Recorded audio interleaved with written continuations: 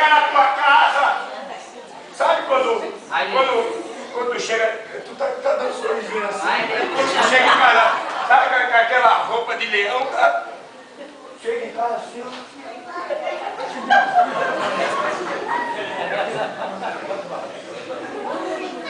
pega aquela cara de profeta, sabe?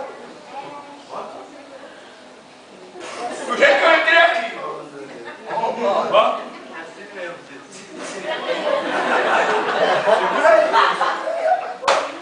Ó, aquela cara de profeta assim.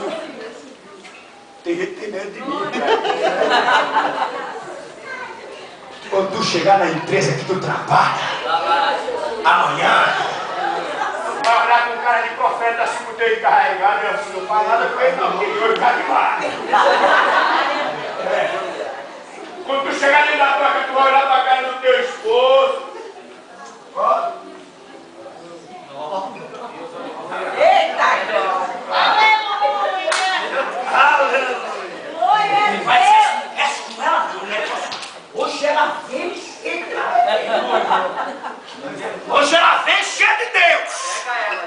Eita, Deus! Hoje ele vem cheio de Deus. Aleluia, Deus! Sabe o que eu estou dizendo isso? Deus quer que você tome posse do que Deus tem para a tua vida. Porque enquanto você não tomar posse do que Deus tem na tua vida, sabe o que vai acontecer?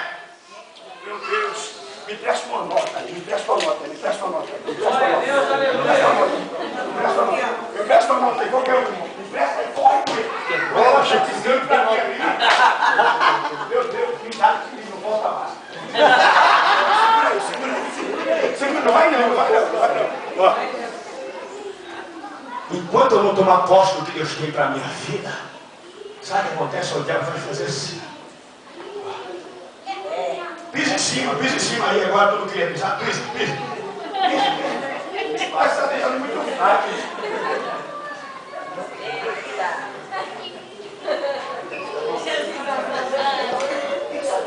Eu vou te ensinar.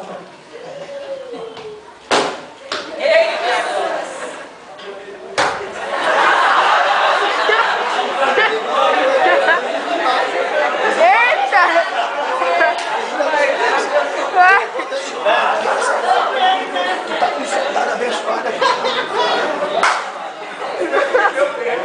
Pode pregar,